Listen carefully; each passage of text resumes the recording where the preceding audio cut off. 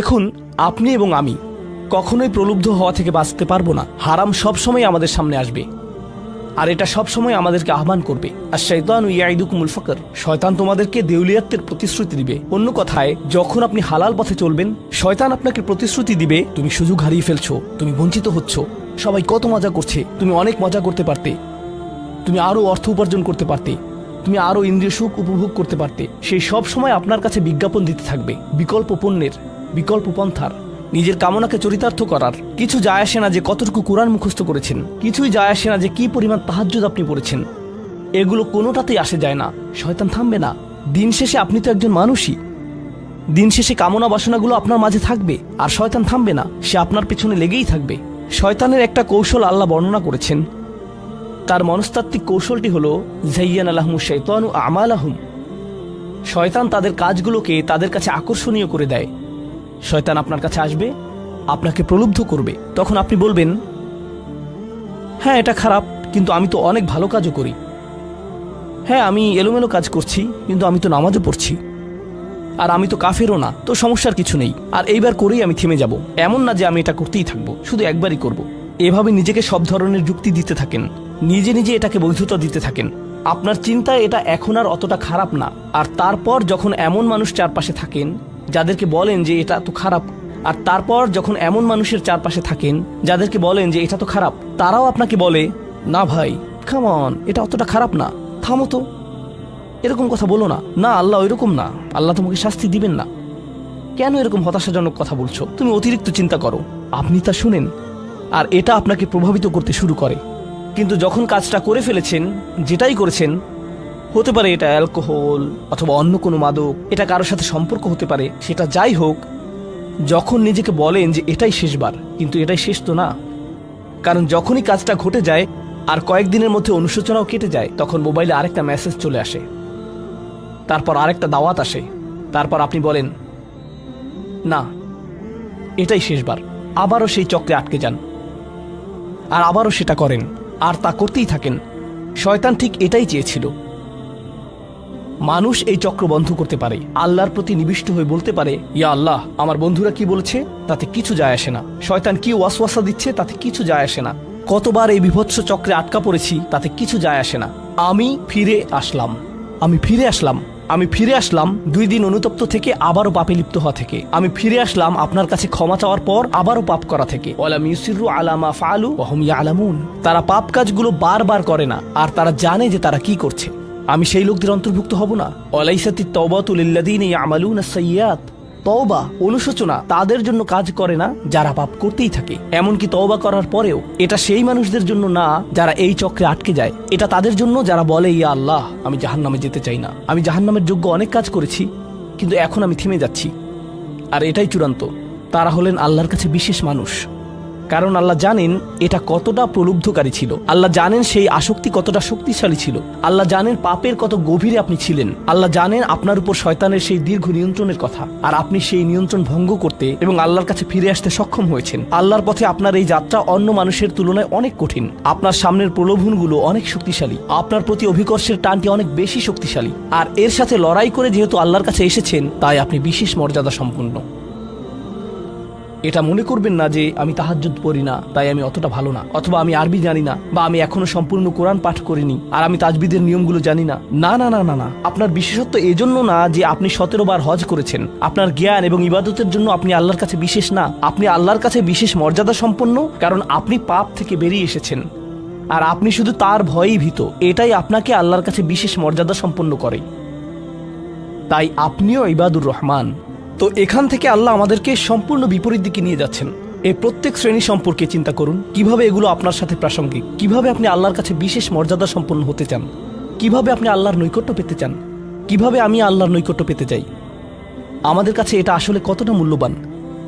পাপ হলো এক প্রকারের ভালোবাসা। আমরা এর মোহে পড়ে যাই, আমরা এতে আসক্ত হয়ে যাই।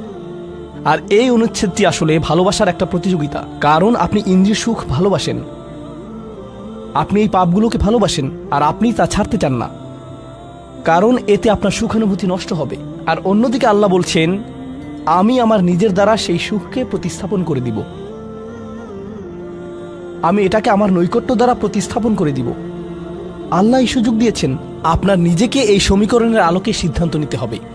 আপনি এই পরিস্থিতিতে পড়বেন, অন্য কেউ জানবে না, কেউ জানবে না যে আপনার মাথায় কি সংগ্রাম চলছে, কেউ জানবে না, শুধু আল্লাহ জানবেন।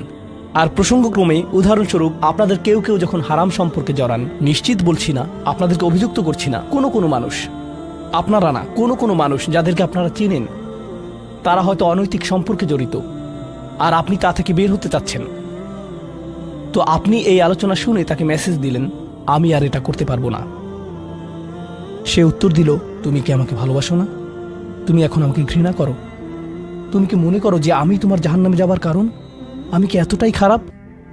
এখন আপনি বলছেন, না তুমি অতটা খারাপ না, না আমি তোমাকে ভালোবাসি, তুমি মোটেই খারাপ না, তুমি অনেক ভালো। ঠিক আছে, যদি আমার সাথে সম্পর্ক সমাপ্ত করতে চাও, আজকে রাতে আমার সাথে দেখা করো, আর আমার মুখের সামনে এটা শেষ করো। না, এটা আমি করতে পারবো না। ঠিক আছে, তুমি আমাকে ঘৃণাই করো, আচ্ছা ঠিক আছে, আমি আসছি। এটা আবার শুরু হয়ে গেল। আর এরপর আপনি আবারও তওবা করতে চান। দেখতে পাচ্ছেন, এটা শুধুমাত্র আপনি না, আপনি হয়তো আবেগগতভাবে কোনো কিছুতে জড়িয়ে যেতে পারেন, আর এখন আপনি আবেগগতভাবে ব্ল্যাকমেলের শিকার হচ্ছেন। এর দ্বারা আপনি খারাপ বোধ করবেন। আপনাকে এর বিরুদ্ধে যুদ্ধ করতে হবে, আপনাকে এটা অবদমন করতে হবে, আর আপনাকে উপলব্ধি করতে হবে যে আপনি হয়তো কাউকে হতাশ করছেন, কিন্তু আল্লাহকে সন্তুষ্ট করছেন।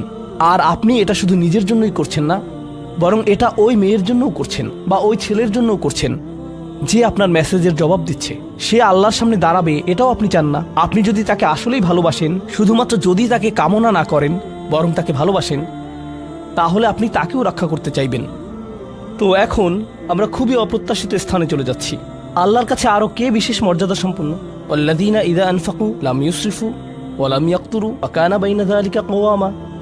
এই মানুষেরা যখন তারা অর্থ ব্যয় করে, তারা সকল অর্থ উড়িয়ে দেন না, তারা অতিরিক্ত খরচ করেন না, আর তারা কৃপণও নয়। তারা অনেক বেশি খরচ করেন না, আর তারা অনেক কমও খরচ করেন না। তাদের বাজেট ভারসাম্যপূর্ণ। বাজেটের সাথে আল্লাহর নৈকট্যের সম্পর্ক কি? সম্পর্ক রয়েছে, কারণ আল্লাযীনা ফি আমওয়ালিহিম হাক্কুন মালুম, তাদের অর্থে অন্যদের অধিকার রয়েছে যা সুবিদিত। আপনার পিতামাতার অর্থনৈতিক সহায়তা প্রয়োজন, আপনার সন্তান, আপনার ভাই বোন, আপনার স্ত্রীর প্রয়োজন, এমন অনেক ক্ষেত্র রয়েছে যার জন্য আপনার অর্থ প্রয়োজন। কিন্তু যখন আপনি প্রয়োজনহীন জিনিসে আসক্ত হয়ে পড়েন, আর আপনার অর্থ যখন ব্যয় হয় সিনেমার পর সিনেমা, সিনেমার পর সিনেমায়, সাবস্ক্রিপশনের পর সাবস্ক্রিপশনে, গেমের পর গেম, এরপর গেমে, গাড়ির জন্য নতুন যন্ত্রাংশ কেনার পেছনে, যেই চাকা দেখতে উল্টো দিকে ঘূর্ণায়মান, তার প্রয়োজন আপনার নেই। সেগুলো আপনি দেখবেন না যখন আপনি গাড়ি চালাবেন, সেটা অন্য কেউ দেখবে। এগুলো ঘুরবে অন্য কারোর জন্য, আপনার জন্য না। যন্ত্রাংশ অথবা ডিভাইস। আপনি নতুন আইফোন ছাড়াও বেঁচে থাকবেন, এতে কোনো ক্ষতি হবে না। স্যামসাং যদিও কিছুটা বিপজ্জনক, তারপরও অনেক বোনেরা পার্স অথবা ব্যাগের জন্য এমনটা করেন। ও আল্লাহ, এই ব্যাগগুলোর কোনোটার দাম কয়েক লাখ টাকা। বলছি না যে আপনি এগুলোর কোনোটাই কিনতে পারবেন না, কিন্তু আল্লাহ বলছেন ঠিক আছে খরচ করো, কিন্তু অতিরিক্ত খরচ করো না। আপনাদের কারো কারো জন্য আবার সবচেয়ে খুশির বিষয় হলো টাকা ধরে রাখা। আপনি স্ত্রীকে সাথে নিয়ে সুপার শপে গিয়েছেন, তিনি এক প্যাকেট দুধ নিলেন। আমাদেরকে এত বেশি দুধ প্রয়োজন, ছোট প্যাকেট নিতে পারো না? ডিসকাউন্টের জন্য অপেক্ষা করতে পারো না? এটা দুধ, এটা ডিম, এগুলো নিয়ে কৃপণতা না করলে হয় না? এমন মানুষ রয়েছে যারা প্রাপ্য মানুষদের টাকা ধরে রাখে। আপনার সন্তানদের অর্থ প্রয়োজন, তাদের চলার জন্য কিছুটা পকেট খরচ প্রয়োজন, আপনার স্ত্রীর কিছুটা অর্থ প্রয়োজন। যদি তিনি গৃহ ব্যবস্থাপনার দায়িত্বে থাকেন আর তিনি নিজে উপার্জন না করেন, আর তিনি আপনার কাছে বলেন আমি কি 500 টাকা পেতে পারি? কিসের জন্য তোমার টাকা প্রয়োজন? আমাকে সম্পূর্ণ প্রতিবেদন প্রদান করবে, সকল রিসিট দেখাবে। দাঁড়ান, 1 মিনিট থামুন। এটা লাম ইয়াকতুরু, এটা আপনার জন্য চ্যালেঞ্জ হতে পারে। আপনি যদি আল্লাহর নৈকট্য লাভ করতে চান, আপনার পরিবারের খাবারের প্রসঙ্গ আসলে তাদেরকে জঞ্জালের মতো বিবেচনা করবেন না। আপনার জন্য সর্বোত্তম খরচের খাত হলো আপনার পরিবার। নিজের পরিবারের সাথে এরকম খারাপ আচরণ করবেন না, কিন্তু অতিরিক্ত খরচও করবেন না। অন্যরা এমন আছে যারা টাকা উড়ায়। আল্লাহ হয়তো আপনাকে কিছুটা অর্থ দিয়েছেন, আর আপনি আপনার 16 বছরের সন্তানকে BMW কিনে দিলেন যাতে সে রাস্তার পাশে লাগিয়ে দিয়ে অ্যাক্সিডেন্ট করতে পারে, আর তারপর তাকে আরেকটা কিনে দিলেন। না না না, আপনি এমনটাও করতে পারবেন না। লাম ইউসরিফু ওয়া লাম ইয়াকতুরু ওয়া কানা বাইনা যালিকা কওয়ামা। তারা একটি ন্যায্য ভারসাম্যপূর্ণ পন্থা অবলম্বন করে এই দুই অবস্থার মাঝে অবস্থানের জন্য। পরবর্তী গুণটি আমার প্রিয়, মনোযোগ দিয়ে শুনুন। এরা সবাই একটি শ্রেণী, ওয়াল্লাযীনা লা ইয়াদউনা মা'আল্লাহি ইলাহান আখার ওয়া লা ইয়াকতুলুনা আন-নাফসা আল্লাতী হারামাল্লাহু ইল্লা বিল হক ওয়া লা ইয়াজনুন ওয়া মান ইয়াফআল যালিকা ইয়ালকা আসামা। তারা আল্লাহর পাশাপাশি অন্য কোনো উপাস্যের কাছে প্রার্থনা করে না, আর আল্লাহর পাশাপাশি অন্য কোনো উপাস্যের কাছে প্রার্থনা না করা অবস্থায় তারা কাউকে হত্যা করে না এবং তারা ব্যভিচারে লিপ্ত হয় না। তিনটি বিষয়, তারা আল্লাহ ছাড়া কারো কাছে প্রার্থনা করে না, এর সাথে রয়েছে তারা হত্যা করে না এবং তারা ব্যভিচার করে না। তিনটি বিষয় একসাথে, তিনটি বিষয় একসাথে। এটা তো অসাধারণ কোনো অর্জন নয়। কেউ বলতে পারে যে হ্যাঁ, আমি তো তালিকায় এসে পড়েছি, আমি কাউকে হত্যা করিনি। কিন্তু জানেন কেন এটা বৈশিষ্ট্য সূচক? কারণ এই বিষয়গুলো খুবই প্রাথমিক স্তরের, তাই না? অন্য অনেক কবিরা গুনাহ রয়েছে, কিন্তু আল্লাহ বলছেন যে তোমরা আল্লাহর কাছে বিশেষ মর্যাদার অধিকারী হতে পারবে যদি তোমরা শুধু এটুকু করো। কেন এটা বিশেষ মর্যাদাপূর্ণ? মক্কার মানুষদের কথা চিন্তা করুন, সেই সমাজের কথা চিন্তা করুন যার মাঝে কোরআন এসেছিল। সেই মানুষগুলো হাজার বছর ধরে শিরকে লিপ্ত ছিল। হত্যা তাদের কাছে সাধারণ বিষয়ে পরিণত হয়েছিল, জিনা কোনো বিষয়ই ছিল না। আর এগুলো বড় বিষয় ছিল না তাদের পূর্বপুরুষ অথবা তাদের পূর্বপুরুষ অথবা তাদের পূর্বপুরুষের কাছে। এগুলো ছিল জীবনেরই অংশ। জীবন ছিল গ্যাংস্টারের মতো। আর যখন তারা এই সকল কিছু ছেড়ে আল্লাহর কাছে আসলো, তাদের পরিবার কি বলেছিল যে ও তুমি তো এখন মুসলিম, কংগ্রাচুলেশনস। তাদেরকে সকল ধরনের বিভৎস অভিজ্ঞতার সম্মুখীন হতে হয়েছিল, তাদের প্রিয় মানুষদের কাছ থেকে, তাদের সমাজ থেকে, তাদের বন্ধু বান্ধবদের কাছ থেকে, কারণ তারা সেই অপরাধগুলো ত্যাগ করেছিলেন, তাই না? কিছু মানুষের জন্য শুধুমাত্র ঈমান গ্রহণ করা, শুধুমাত্র অপরাধী জীবন থেকে বেরিয়ে আসা, শুধুমাত্র জিনা থেকে বেরিয়ে আসা ছিল এতটাই বড়। আপনারা যারা সম্মানিত পরিবারে বেড়ে উঠেছেন, পরিশুদ্ধ পরিবেশের মাঝে ছিলেন, আপনার জন্য সেই ধরনের বিপত্তিতে না পড়াটা সহজ অথবা সহজতর। এখনকার সময়ে যে কোনো কিছুই সহজ, কিন্তু আপনাদের যারা অমুসলিম অবস্থা থেকে এসেছেন, আপনি চারপাশে অপরাধ সংঘটিত হতে দেখেছেন, আপনি চারপাশে মাদকের আসর দেখেছেন, আপনি চারপাশে নারী লিপ্সা দেখেছেন, প্রত্যেক সাপ্তাহিক ছুটির দিনই ক্লাবে যেতেন, আর তারপর আপনি আল্লাহর পথে আসলেন, আপনি ঈমান গ্রহণ করলেন। সেই জীবন থেকে আপনার এই যাত্রাটি ছিল বিশাল এক যাত্রা, আর আল্লাহ এটা স্বীকার করেছেন এবং বলেছেন যে এটা বেশ বড় ব্যাপার যে কিছু মানুষ এমনটা করেছে। শুধু এই বিবেচনায় তারা বিশেষ মর্যাদাময়, তারা অন্য কিছু জানে না, তাদের ব্যাপক কোনো জ্ঞান নেই, কিন্তু মূল বিষয় হলো তারা আল্লাহর সন্তুষ্টির জন্য হিজরত করেছেন, তারা সেই বড় পাপগুলো থেকে আল্লাহর অভিমুখে যাত্রা করেছেন। এটা অবিশ্বাস্য। কিন্তু এই আয়াতগুলোতে আল্লাহর করুণা এখনো সমাপ্ত হয়নি। প্রথমত সেই তিনটি বিষয় যা আমি উল্লেখ করেছি, শিরক বা আল্লাহ সম্পর্কে অশ্রদ্ধা প্রদর্শন করা, হত্যা এবং ব্যভিচার, এগুলো অনেক বড় পাপ। তো আল্লাহ কি বলছেন? ইউদাআফ লাহুল আযাবু ইয়াউমাল কিয়ামা ওয়া ইয়াখলুদ ফীহি মুহানা। এমন মানুষের জন্য শাস্তি দ্বিগুণ করা হবে, আর তারা সেখানে থাকবে অপমানিত অবস্থায়। এই পাপগুলো আল্লাহর কাছে ছোট বিষয় না, বিশেষত তিনটা পাপ একসাথে। কিন্তু প্রসঙ্গক্রমে সবচেয়ে খারাপ অপরাধ শিরক। সবচেয়ে খারাপ অপরাধের মধ্যে দ্বিতীয়টি হলো যখন আপনি একজন ব্যক্তিকে হত্যা করেন। এটা কাকে হত্যা করার সমতুল্য? গোটা মানবজাতিকে। এটা হলো দ্বিতীয় বৃহত্তম অপরাধ। আর তারপর তৃতীয় বৃহত্তম অপরাধ কোনটি? জিনা। এই তিনটি একসাথে এসেছে একটি আয়াতে। সেজন্য আল্লাহ বলছেন যে এই ব্যক্তিটি বিশেষ ধরনের শাস্তি পাবে, আর সে এই শাস্তিতে রয়ে যাবে অপমানিত অবস্থায়। কিন্তু এমনকি খারাপের ভিতর সবচেয়ে খারাপ, এরপর সবচেয়ে খারাপ ব্যক্তিটি, এই ব্যক্তিটি এজন্য সবচেয়ে খারাপ না যে সে একটি জিনিস করছে, বরং সে সবচেয়ে খারাপ কারণ সে তিনটি জিনিসই করেছে। তিনটি জিনিসই করেছে। এটা জাহান্নামের হ্যাট্রিক অর্জনের মতো। তার সম্পর্কে আল্লাহ কি বলছেন? তিনি বলছেন ইল্লা মান তাবা ওয়া আমানা ওয়া আমিলা আমালান সলিহা। অর্থাৎ যে অনুতপ্ত হয়েছে, ঈমানের পথে ফিরে এসেছে এবং তখন থেকে ভালো কাজ শুরু করেছে, তার জন্য নিয়মের ব্যতিক্রম হবে। এটা উপলব্ধি করাটা গুরুত্বপূর্ণ। আল্লাহ বর্ণনা করছেন নিকৃষ্টের মধ্যে নিকৃষ্ট, আর চেয়েও নিকৃষ্ট। আর তারপর বলেছেন এমনকি সেই ব্যক্তির ক্ষেত্রেও যদি সে আমার কাছে ফিরে আসে, আমি তাকে শাস্তিতে নিক্ষেপ করব না। কিন্তু এতটুকু যথেষ্ট না।